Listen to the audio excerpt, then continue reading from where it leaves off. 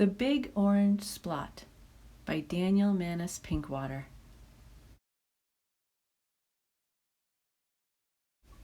Mr. Plumbeon lived on a street where all the houses were the same.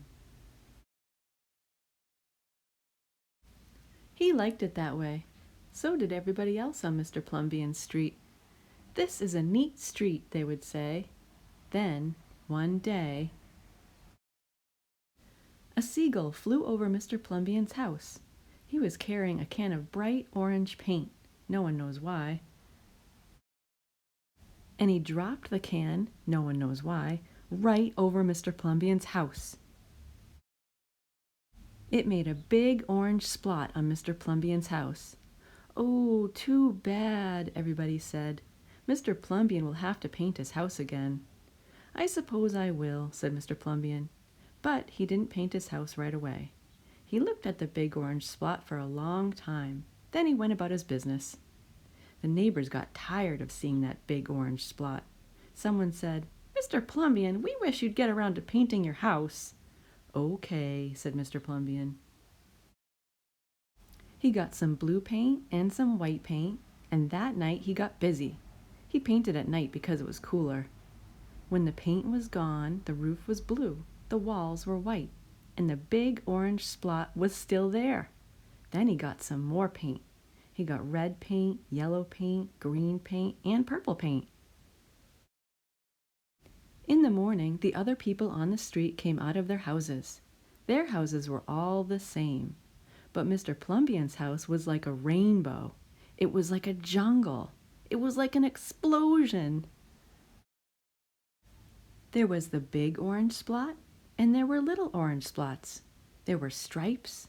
There were pictures of elephants and lions and pretty girls and steam shovels. The people said, "Plumbeon has popped his cork, flipped his wig, blown his stack, and dropped his stopper." They went away muttering. That day, Mr. Plumbeon bought carpenter's tools. That night he built a tower on top of his roof, and he painted a clock on the tower. The next day the people said, "Plumbeon has gushed his mush, lost his marbles, and slipped his hawser." They decided they would pretend not to notice. That very night Mr. Plumbeon got a truck full of green things. He planted palm trees, baobabs, thorn bushes, onions, and frangipani. In the morning he bought a hammock and an alligator. When the other people came out of their houses, they saw Mr. Plumbeon swinging in a hammock between two palm trees. They saw an alligator lying in the grass. Mr. Plumbeon was drinking lemonade. "Plumbeon has gone too far. This used to be a neat street. Plumbeon, what have you done to your house?" the people shouted. "My house is me and I am it. My house is where I like to be, and it looks like all my dreams," Mr. Plumbeon said. The people went away. They asked the man who lived next door to Mr. Plumbeon to go and have a talk with him. "Tell him that we all liked it here before he changed his house. Tell him that his house has to be the same as ours so we can have a neat street." The man went to see Mr. Plumbeon that evening. They sat under the palm trees, drinking lemonade and talking all night long. Early the next morning, the man went out to get lumber and rope and nails and paint. When the people came out of their houses, they saw a red and yellow ship next door to the house of Mr. Plumbeon. "What have you done to your house?" they shouted at the man. "My house is me and I am it. My house is where I like to be, and it looks like all my dreams," said the man who had always loved ships. "He's just like Plumbeon," the people said.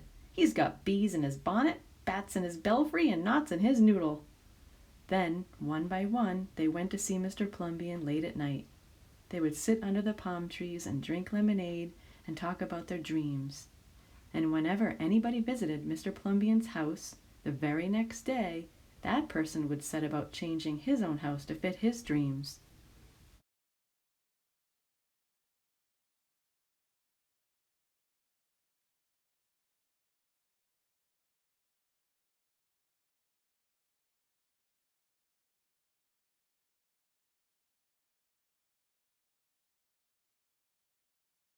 Whenever a stranger came to the street of Mr. Plumbian and his neighbors, the stranger would say, "This is not a neat street." Then all the people would say, "Our street is us, and we are it. Our street is where we like to be, and it looks like all our dreams."